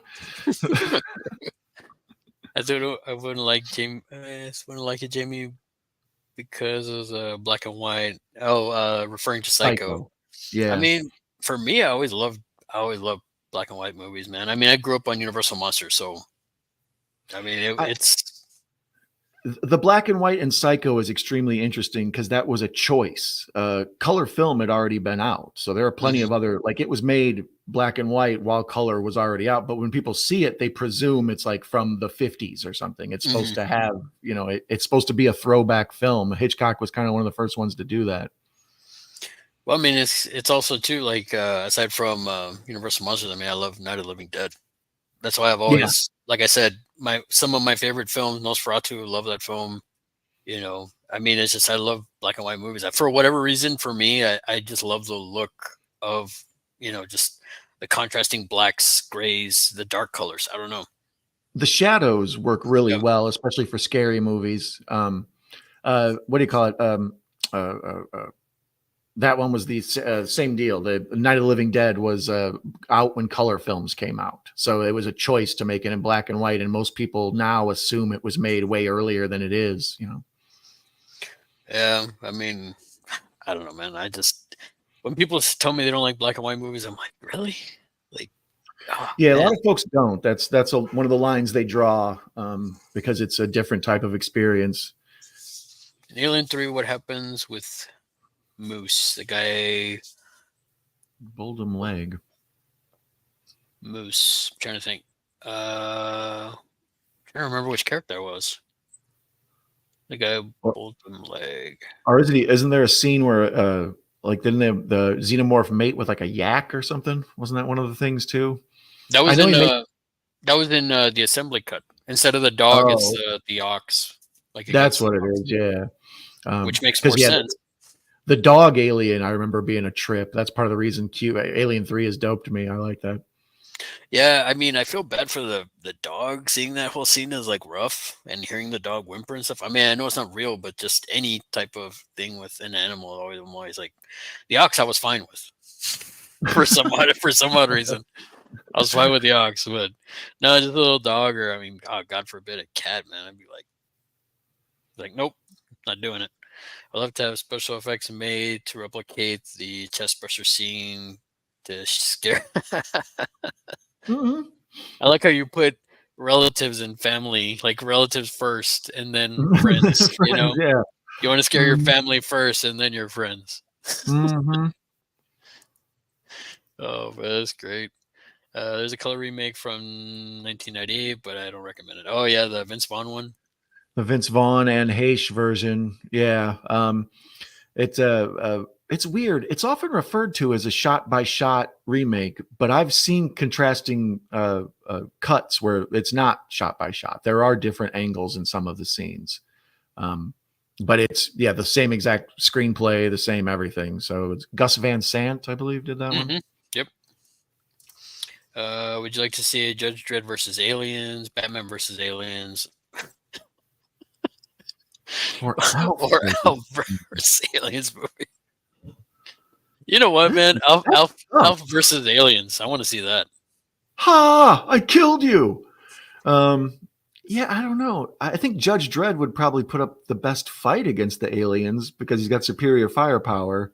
I don't know, man. Batman, I think Batman could do his gadgets and his brain. He's got all that money. I'm sure he can do something. But the ultimate Alf versus Aliens. Yep, I want to see yeah, that. yeah. I'm gonna have to go with Alf. I think if I have my choice, if any of the three were on, I might have to put on Batman Aliens first. But Alf, yeah, I would definitely want to see how it turns out. How are they going to Because pull this off? like you said, I mean, Judge Dredd, yeah, he has the superior firepower out of all of them. But realistically, Alf would be the most interesting one to see. Definitely. Oh man, that's that's some good stuff, Eric, man. Freaking Gordon Shumway. Oh Man, man. didn't know about the Psycho remake. Yeah. Yeah, yeah, see? Even Eric, he thinks that would be good, scaring your scaring your family with that. No Juno tonight. Okay. Oh, So no okay. Juno tonight, guys. It'll be Texas Hardcore, Sean, Don, and myself. Okay. Yeah, that's a Cool. nice So yeah, foursome. so Juno couldn't think of anything to rant about aliens. Oh, it's a fucking piece of shit. Just keep Don's door waiting for Jack We- Nicholson to get over. That's what I'm saying. Psychologically, the weird ass set makes it feel like at any point I'm going to be attacked. And if anything's going to be a viral video, it's going to be my murder on screen. I'm like, Don, are you okay? The chat runs like 10 minutes behind, and there's all these people like, look out behind you, look out behind you. And I'm like, ah. Yeah, I'm just gonna be here like, Don, are you okay? Don, Mm-hmm. Don, Don, you're all right. Oh, awesome! Thank you, man, for putting that in the chat. Thank you so much. So yeah, guys, there's the link for tonight's stream, I believe, and yeah, definitely check it out. It's gonna be a lot of fun. It's gonna be a lot of fun. Jay says, "Yep, Nolan trilogy is great. Yeah, for sure." See, everybody hates Rise. I love Rise. I mean, I think it's a great film. When people ask me which is my favorite, I can't compare because Dark Knight is like a masterpiece, but at the same time, I feel Rise is a masterpiece in its own way. Yeah, Dark Knight Rises. I felt like that was a losing proposition. They're in the Return of the Jedi spot. Like after Empire Strikes Back, it's impossible to wrap up that story and make a movie equal to Empire Strikes Back. And that's how I felt about The Dark Knight. It was such a big, iconic, successful movie that then to have to do a third one and wrap it all up. And Christopher Nolan even admitted he didn't want to do it. He was depressed after Heath Ledger passing away. And they were like, well, you have to complete the trilogy, And he was like, I kind of don't want to. But I thought Tom Hardy as Bane was fantastic. Yeah, man. I mean, when you get to that scene where he drops him on his knee, I was just like, I instantly it snapped in my head that iconic cover. Yeah. And it's just like, oh man, that was so good. And the molded in darkness monologue. Yeah, that's so good, man. Yeah, it's fantastic. Your arsenal gratefully accepted. Don't get me wrong, I absolutely love Dark Knight as well. Probably my favorite Nolan film. To be fair, all three of his are amazing. There's just something about two Burton films. Yep. Yeah, like I said, he builds a whole world. The sets and the homes and the outside of the buildings and just all of it. The car choices. The cars are like all from the early 80s or the late 70s. You know what I mean? The models of the makes of the vehicles and stuff. All of it's just slightly bizarro world. So you're always fascinated by it, Nolan Batman are my favorite Batmans, hands down. I mean, they're really good. I mean, I can't beyond again for me beyond Burton's Batmans. I mean, those are like I said, Dark Knight Rises for me, they're masterpieces. Separate, they're different in my opinion. And as to what you were saying, it's a losing battle because it's like Return of the Jedi. I think it's better than Return of the Jedi. Dark Knight Rises, and that's because I used to be a huge Star Wars fan, and I mean, even I can admit that movie's way better than Return of the Jedi. Yeah, I mean, I just often sometimes I think about projects before they're made, and if you were the director or a writer, like if someone came to you and said, "We want you to write a movie about Barbie," you'd be like, "No, thanks. Do I have to?" So the fact that Barbie was a success is a triumph to those people. Or same with the Lego movie. Hey, do you want to write a Lego movie? Less than anything, thanks. But instead, the Lego movie's fantastic. Somebody somewhere cracked the code and figured out how to do it. So certain projects to me just sound like loser projects, like the remake of Dawn of the Dead when Zack Snyder did it. That's a loser project. I don't want to remake Dawn of the Dead. What are you, nuts? But he figured out a way to make it work. But most people figure out a way to fail. They just do the same old thing, like that Psycho we were talking about. Nobody needs to remake Psycho because when they do, you get the same reviews that the one in '98 got. It was years when I found out that Ledger's Joker reveal with the mask was an homage to Cesar Romero's Joker reveal in Batman '66. I didn't know that. Yeah, the beginning one with the 5 o'clock shadow ghost guy, or clown rather. Gotcha. Yeah, I didn't know about that. That's interesting. Don, you skipped school. What a rebel. Summer school. Yeah, he was joking about when I went and saw Batman at the theater in summer, and I said I skipped school, and I was like, because it was weird. It came out early summer because I remember the anticipation, the other kids in school talking about it, and people were hyped. The magazines would come out, Batman, collector magazine or the Batman official comic book and all that. And that Mm-hmm. was all while I was in school. But then, yeah, the movie itself was a summer blockbuster. It probably came out in June or something. Adam West is still Batman. See, Jay will take these fights for us. And Adam Patrick, West is Batman. There you go. See? the best line. Oh man, Keaton. It's got to be Keaton with "I'm Batman." Yeah, I'm Batman. I And think he had that's the to, iconic. Yeah. I mean, yeah, that's Keaton hands down. Here we go. The Hulk is Bill Bixby. I agree with that. Superman is Christopher Reeves. I am halfway because I think Henry Cavill is great, but Christopher Reeves is OG man. I mean, he was amazing. He Superman. I mean, I couldn't picture anybody else before or really after him for the longest time. Like he was Superman. You know, Yeah. I feel Henry Cavill. I feel like he's like right. A step down from Reeves. Spider So, Man and Nicholas Hamlin. are you familiar with Nicholas Hammond? No. That was Spider-Man when I was a kid. Like he was in made for TV movies that they would show like in two parts or whatever, but then later on they would sew them together and make a movie. Um, and Peter Parker is like 30. Like Nicholas Hammond is way too old to be Spider-Man. He's clearly not in high school. And apparently he's an Australian actor and he was doing an American accent. Hmm. I think in what's the Spider-Man movie where all of them show up at the end? I think Nicholas Hammond has like a scene in there. Like he's not one of the Oh, really? Spider-Men, but he's like he turns up. Far From You might be Home? Was that what it called? Yeah, I think that's what it was. Those Spider-Man movies started to run together after a minute. But yeah, I agree. That collection is the original back in the day. That's like Mego toys. Remember those? You ever see Yeah, yeah. those old school? And they have like the cloth outfits. That's like the same thing. I think of those superheroes, and I think of that list of people who play them.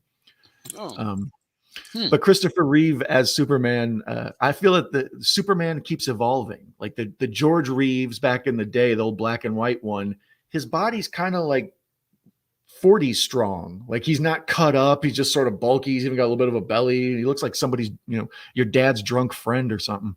Dad, But dad bod Superman. yeah, yeah, dad bod Superman. But then you get Christopher Reeve, and he's like kind of half swollen and tall, and he's way more handsome, and he's kind of got that like gravitas. And then you get to Henry Cavill, and it's like the uber Superman. He's like mega handsome and mega muscles, and it's like, yeah, that looks like Superman. He'll whoop everybody's ass. Well, see, and that's the thing with Christopher Reeves. I mean, the story, like how he got beefed up for that, right? Was it horseback riding? Oh.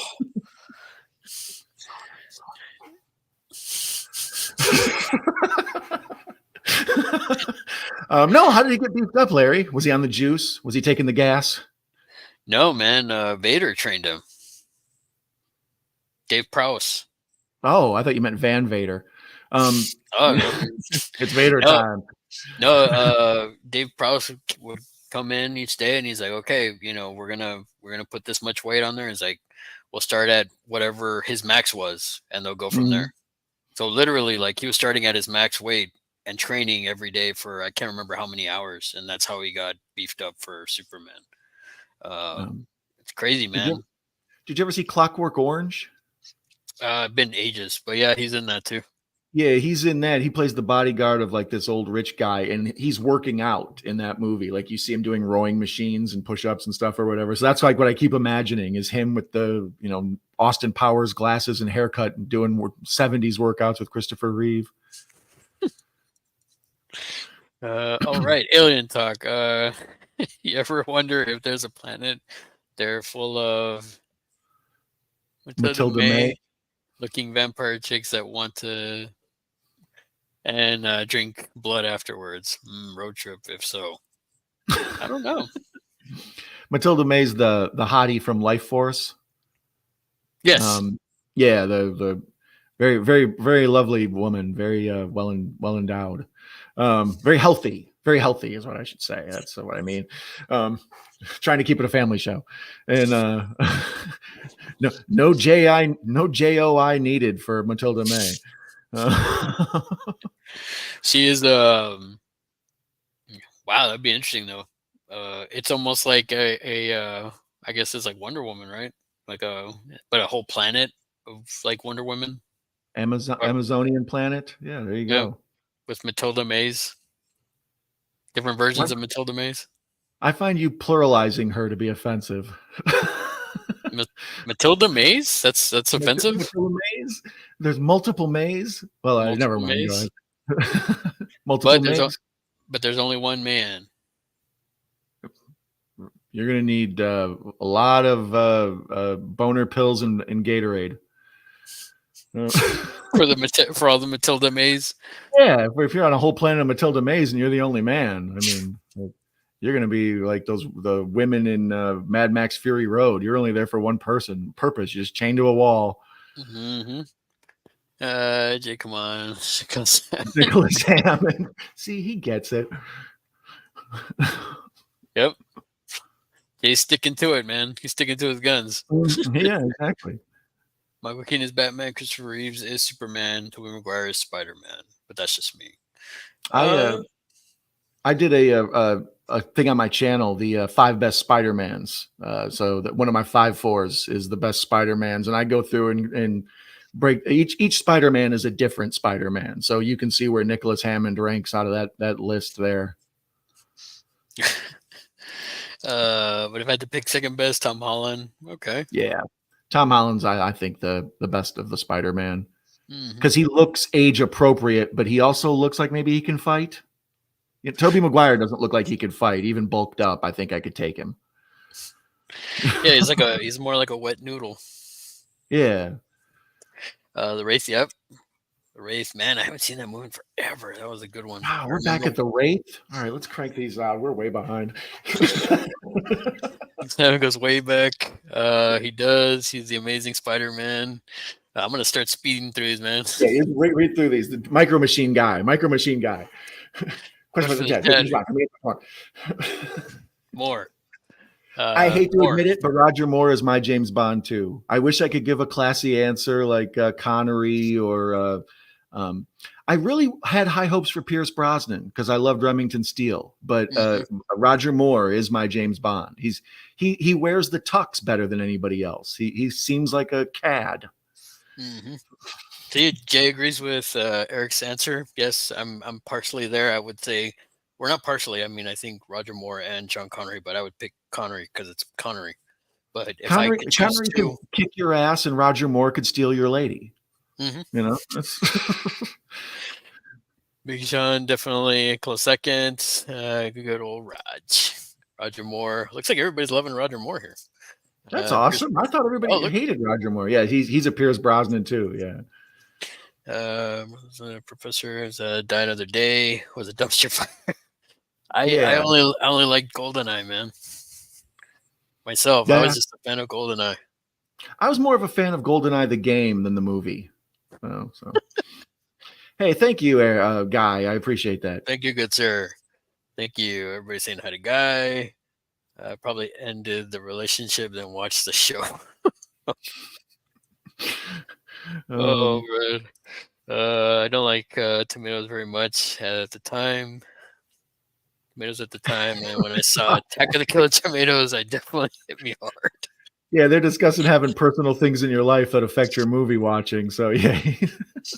Okay, here we go. Prometheus at the beginning. That was back to Alien Day. There you go. That was massive with the house grand piano and the android who plays it. Yeah, I don't know, man. Prometheus, I know people crap on it, but I loved it. You know, I don't like where it led to with Covenant, but I still thought it was really, really good. How about you, man? Do you have the same hatred for it, or? Yeah, I found the two prequels or whatever we're calling them, the purple ones. I found those two like I enjoyed them, but they do feel prequely. But at the same time, yeah, I mean they're enjoyable. I like them more than Resurrection, and yeah, I think that's about it. I think I have more fun with Resurrection than I do with Covenant. I think Covenant looks and shot really amazingly, but I like Resurrection more than Covenant just because again where they went with. I think it was a big letdown in the way the story was. But Prometheus was like promising to me. Like it made me want to go back and rewatch the original Alien. Like as soon Yeah, as I got out of the theater, I went home and I watched the original Alien again. Pierce Brosnan got robbed. The two Demi Bond films being cast as Bond was resurrected. Remington Steele canceled two. more seasons. Yeah, Dang. you ever see Remington Steele, Larry, the Mm-hmm. TV show? Yeah, I Yeah, used to watch it when I was younger. yeah, that's what I mean. He kind of was James Bond. Mm-hmm. And actually, his impressive movie knowledge to get him out of trouble has always been an inspiration to me. Like, because there's plenty of times things will happen, and I'm be like, well, in North by Northwest, and that's kind of how that's how Remington Steele got out of trouble. He was like the MacGyver, except he had movie knowledge. Fans of the books. I'm assuming you hate Dalton. That's what I would assume. Yeah, Uh, Dalton. He always provided the James Bond may or may not be insane vibe to him. Like he seems like he could be a oh bad yeah, guy. Like if Dalton changed and in the next movie he was the villain, it wouldn't shock you. Like if right. but like Daniel Craig, he feels like a good guy. He looks like a hero. I don't know. Yeah, even was it the last one where they were making it seem like he was the bad guy, or they were trying to frame him or something? I didn't watch that last one where he, spoiler alert, where he dies. Yeah, I heard But about that. It wouldn't be spoiler because I haven't seen it either, and I knew that. It's been spoiled bad by everyone. yeah, I don't know. No, but you're right though. I mean, I thought Daniel Craig was a good James Bond from like the couple that I saw. I didn't see all of them just because there was so much going on I couldn't keep up. I'm at Skyfall. I need to watch Skyfall. So Okay. Yeah. Black and White for Night of the Living Dead made the film. Yeah, Mhm. yeah, I can't agree with you more, Eric. I love Night of the Living Dead. Makes it so visceral and amazing. I love the books. While Dalton is close to the iteration, I still don't rate him that high. Although License to Kill is in my top. Yeah, License to Kill. But I still feel like in License to Kill, you can kind of see where he might, he can still kind of turn. You know. Yeah, he's got an evil. He's a bit of a psychopath behind the eyes. Did you like the? Oh yeah, I did. A guy posted on his Instagram a picture of Leonard Nimoy with the Pippi Longstocking braids, the like the curly cued. So it was Pippi Longstocking. So yeah, mean humor. We did have much though. To be fair. Russell, how you doing, sir? Russell's in the house. Thank you for Russell's my stopping by. guy. Russell's always up with me in my late night streams. If I'm up till 3 a.m, Russell's there with me. That's my Russell late and night Russell. dog. Oh, we got Telling two you, Russells still waiting. telling you, man. We need Russell and Russell. Like an '80s sitcom, Russell and Russell. Jackie O'Haley out Batman as Rorschach. Yeah, Patrick really loves him some Jackie Earl Haley as Rorschach, but I don't know if he out Batman. But the you remember he's Rorschach, and then he plays like the evil or vigilante kind of guy, and he's got the Right. gruff. Yeah, I even think Christian Bale's voice is sort of a copy of the. Well, actually, no, the Christian Bale probably would have came before Rorschach. So no, maybe Rorschach was copying Christian Bale then. Was it? I think Batman Begins came out before Watchmen. I think. Lot going, lots of ins and outs, lot floating around the old duder's head. Well, no, yeah, you're right because Watchmen. You said I remember you saying was it 2007? Yeah, I think maybe Watchmen was 2009. So then yeah, definitely because yeah, Dark Knight was 2008. Yeah, because I was going to say Dark Knight was the first big success on Blu-ray, and Hmm. that was in 2009, the Christmas of 2009, as I recall. Don't tussle with the Russells. And going back to what you were saying for Christmas was like I remember because where I was at, it snowed when I went to go pick it up, Nice. It's and weird I how those mean, little memories stick like that. what's it? It's because like I was stuck in traffic after I dropped off my buddy that I worked with, and I had it there, and like I'm just like sitting there in the car in traffic, and all of a sudden it started like snow flurries, and I'm just like Texas, and I was just like, what's going on here, you know? But no, yeah, don't tussle with the Russells. That should be the name of the show, man. Coming up with it. Yeah, you'll need more muscle and hustle. No one asked for Yeah, a no, Cabin Fever remake. No one asked for a Cabin Fever remake. Lawless and it's that one. The Craze, he was great in that one. As the Craze, that was a really good one. Yeah, Brunson, that was a good one. Bronson is Crazy man. wild. Yep. Bronson is wild. After I first saw or after I first saw him as Bane and knew kind of who Tom Hardy was, that's when I went and watched Bronson, and I just was mesmerized by him. I think the first movie I saw him in was Rock and Rolla, Guy Ritchie's movie. Yeah, I only saw it like twice. That's one I bought because I love Guy Ritchie movies, and I bought the disc movie unseen, and I've only seen the movie like maybe once, twice. A real rock and roller. I liked it. I thought it was good. I mean, that's what really got me into Marcus Strong. Also, I'm unfamiliar with Marcus Strong. Marcus Strong, he's the guy, the one that does the slap, Okay, okay. the See, that's famous, one of those. where he I like would know knocks his you back face, to your but not his childhood or name. something. Yeah, it looks like the Batman Robin meme. Yeah. Smack. 70s Spider-Man never spoke while in costume. Didn't know that. But then again, I didn't know about that Spider-Man either. Favorite Yeah, Warrior and Locke. there's a review, a short of it on my channel, Spider-Man and the Curse of the Dragon or Dragon's Curse or whatever, and he fights like he goes to Japan and fights like a bunch of ninja wannabe kind of guys. Haven't seen the Superman I sent you. Locke is awesome, Patrick. I'm trying to remember which one was that one. Oh, that's Tom Hardy is it is really good. It's an acting performance tour de force. The whole thing takes place in a car. Tom Oh, I have Hardy's seen like that. driving, yeah, and he's like talking about a business deal, and he's trying to keep his family together, and it's all just like a one person play, but it all takes place in a moving car. It's got great like city scenes and stuff. I remember because I saw that just last year when I had hurt my back and I couldn't do anything for a month.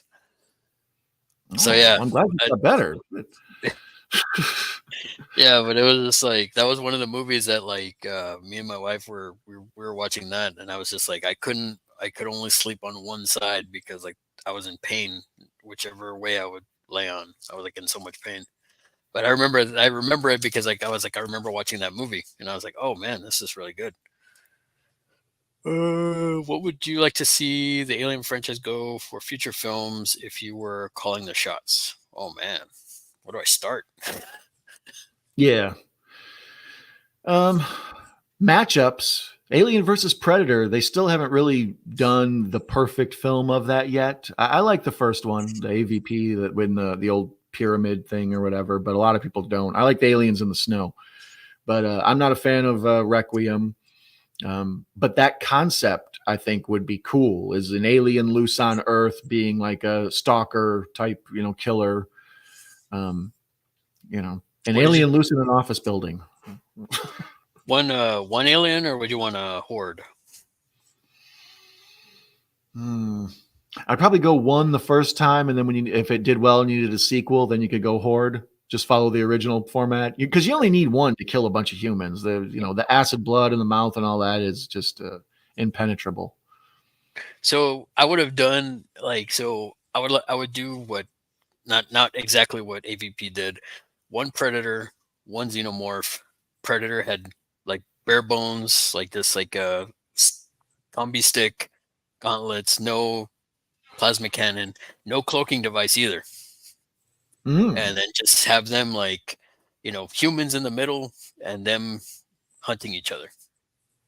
That would be pretty dope. Like them fighting in the streets as people run away scared and stuff, and them, just interacting with the Earth environment and all of that. Hmm. But Or maybe give him cloak, but he doesn't have like the cannon, or he doesn't have any of his like blaster weapons. So maybe do it a period film. there you go. So where like his like more like I guess not I don't know about prey maybe, but more of like a medieval type weaponry. You know what I mean? Or for a predator. You know what I mean? Alien versus Predator versus Army of Darkness. Write it, Professor. Right, Professor. Get to work. Yes, Professor's still here. Make it happen. Mm-hmm. That's the amazing thing is he can do that in like a night. For me, that's a week-long project. For Professor, it's like it's done by the morning. I have the bad reviews of Dune to write. And good reviews of Rebel Moon. Yeah. This is that kind of guy killed off. Yeah, that sucked. I wish he would have like lasted longer, man. Haven't opened it to pay. Well, tonight before the kids go to bed, I promise. I haven't opened it. I think it's supposed to say Pat. Yeah, and then maybe the Superman he sent her. Great luck is a tour to, yeah, it was great. 824. I didn't even realize it was an 824 film. Interesting. I just remember, again, I was on the couch and I was in pain, so I just like, oh, okay, Tom Hardy. Yeah, that would have been cool if he didn't die in Batman Begins. That was a cool twist too, man. When you ended up being Ra's al Ghul or Ra's al Ghul. Yeah, however you say it. I always say Ra's al Ghul, but I think they say Ra's al Ghul. Yeah, Alien Romulus. I can't wait for that one, man.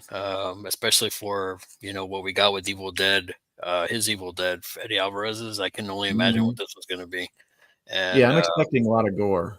I'm expecting I'm expecting some good stuff, man. So, Betty, I know you're watching, so make it happen. I was so tired. By the time I finish with the kids, I promise tonight I'll open it. Hey, Joseph here. How you doing? Guys? Everyone, they've been pretty good. Everybody's saying hi to Joseph. Kiddo, Bruce Lee, best sidekick, Green Hornet. Fought Robin, appeared. Mrs. Caveman is here. How's it going? Welcome, Mrs. Caveman. Ms. Caveman. Miss Caveman? Miss Caveman? Woman? Miss Cave Woman? Feels weird saying Miss Caveman. I don't know. Yeah, it does. Not making fun of the name. It's just for me, like I don't want. I feel like I'm saying it disrespectfully by saying Miss Caveman. Break out of your gender role boxes, Larry. You can. Oh, freak it. There you go. Best Bond movie ever. Professor, are you around? Here we go. More gold right here. James Bond in The Cat Who Loved Me. Uh-huh. I know, Pat. I know you're with me. You're gonna love that too, right? Who played an Octopussy? That's my Bond. JK. I've never seen. That's also Roger Moore. Uh-huh. Batman Begins 2005. Favorite Batman villain, Riddler. Yep, Frank Gorsman. He was great. That's Roger Moore. Let's see. Everybody's talking about Octopussy, right? Yeah. Is Octopussy the one with Pussy Galore? Is that the name of the villain in it? The woman in it? Or is that from a different one? There's a Bond, one of the Bond women who's Pussy Galore. Pussy Galore, yeah. That's why in Austin Powers they have a lot of vagina. I want to hump a lot. Yeah. So yeah, I think that's the one. Richie people for his name. Oh, see, he's Guy also. We got two guys. Guys. If we had three more, we could get a hamburger.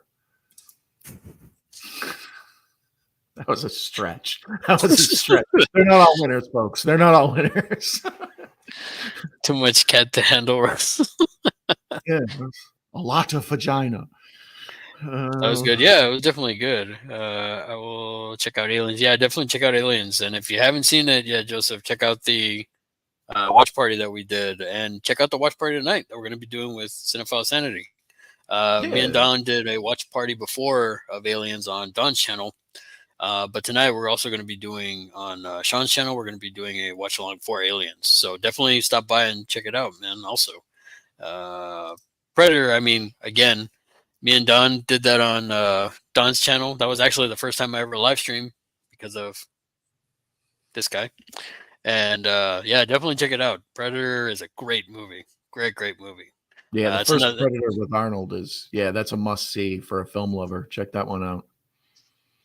And let's see. I'm trying to get caught up with the chat here. Gives the alien the ability to mimic the predator's strength. I don't. Well, I think they're pretty. I think they're pretty evenly matched, right? In strengths, maybe.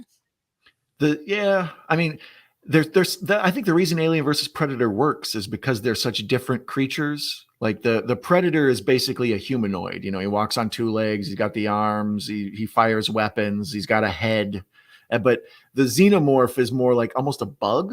I mean, granted, he also walks on two legs, but sometimes four, and it's got the long tail like a cat, and just all of it. It's a different creature than a human. It's not humanoid, I should say. But Well, that's what I'm saying. Like, if you strip down the predator, like to where it's just like maybe just the gauntlet blades and then the combi stick, no projectile weapons, not even the net. Well, although you can argue like the net, I mean, the xenomorph can cut through it with the acid blood, like in AVP. I think if you give him primitive weapons and he goes against the xenomorph, I think it'd be pretty evenly matched. I mean, the xenomorph is really agile and really fast, whereas I mean the predator is fast, but I don't think not as agile and fast as the xenomorph. At he's least in my cat-like. opinion. Yeah, he's cat-like, basically. Yeah.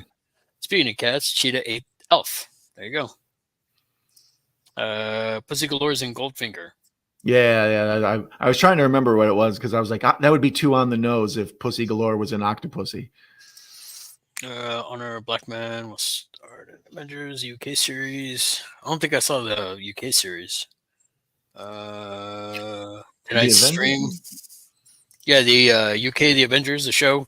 Yeah, is that the one with Patrick? What's his name? Whatever, the old school black and white one with I didn't realize that was even a British show. I was trying to remember the woman who was in it, the one that wore the awesome cat suit. She was her. Uma Thurman. Yeah, exactly. Asian girls and Austin Powers. Yeah. That's what I mean. Austin Powers really got those jokes. Was Holly Goodhead? Yeah. See, once again. Was so innocent at the time. So then when they get to a character like Dr. Christmas Jones, it's like that name's stupid. You know, that's a dumb name. Here's a correct link for tonight's stream. Okay. There we go. That's a long time till May 25th. Okay, guys. Button Daniel Harris live stream for Scarefest. Oh, cool. Let's see. My first response by Who Loved Me. Everybody singing Body Joseph. Brody's here. The Spy Who Loved Me was my first Bond too, with the submarine car. Was it Lotus? I think mine was Goldfinger. Okay.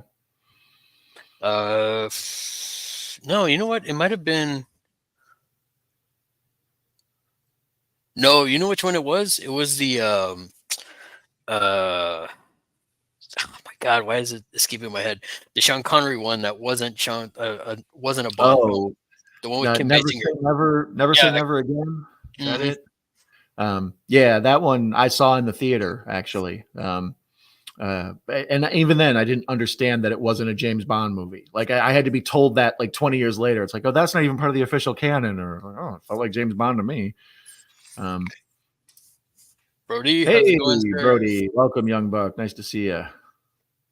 And I think I'm pretty much caught up with everybody. Nice. Yeah, everybody's saying hi to Brody. Brody's saying hi to everybody. Actually, real like old 60s UK shows like Avengers and the Saints, etc. Well, I mean, Jeff's an old soul, man, so he knows all the good. Like when he was watching Serpico yesterday, man, that took me back seeing that. Yeah, Serpico. And then Patrick also points out it was Diana Rigg who was the woman in the Avengers that I still couldn't think of her name. that Uma Oh, Thurman okay. was. There you go, Diana Rigg. Yeah, was it Patrick McGowan? Is that who the main guy was? I forget. I think somebody actually said her not too long after that. Let me look real quick. Yep. Oh, Patrick Manee. There you go. I was going to say, I get my Patricks confused. I got so many Patricks. I got have Cheetah. I got Echo. These Patricks, they all run together. Swayze. Spy Who Loved Me. Love the Lotus submarine car. So that was The Spy Who Loved Me was that one. Yeah, yeah. And that one also has like a skiing scene in it. I was very young when I saw that one. I think that was either that or Moonraker was my first Bond. What's good to me is that Ian Fleming, who wrote the James Bond series, also wrote Chitty Chitty Bang Bang. I was unaware of that. I didn't That's know wild. that. Yeah, that's wild. Cover of Girls on Drums. Oh, nice. Yeah, cool, Brody. That's awesome. Brody got a drum set recently. Nice. So he's rocking out, man. It's him making those fat bottom girls is keeping the rockin' world going around. So we appreciate you. Jeff, I was a hippie child of the 60s. And somehow Jeff and Russell have the same taste in films. Mm-hmm. Born 30 years apart. Does Ripley take out Predator? Oh, man. Better, or Arnold take out Xenomorph in a what if? I don't know, man. That's Ripley against a Predator. I think I think she'd figure it out. If we're going by Ripley and Aliens, I would definitely think she would figure it out for the Predator. Arnold, I think he would just mow down all the Xenomorphs. Although hand to hand, like with the Predator at the end, he wouldn't have a chance. I don't think. Oh. Would Sigourney Weaver be willing to get covered in mud?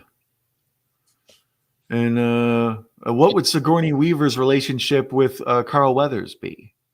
Like, would they do the big iconic handshake, or how would that work out? But if she won that, then it would be like, oh, she's Mary Sue. Did you see the way she arm wrestled Carl Weathers? She would get her arm broke. What a total Mary Sue.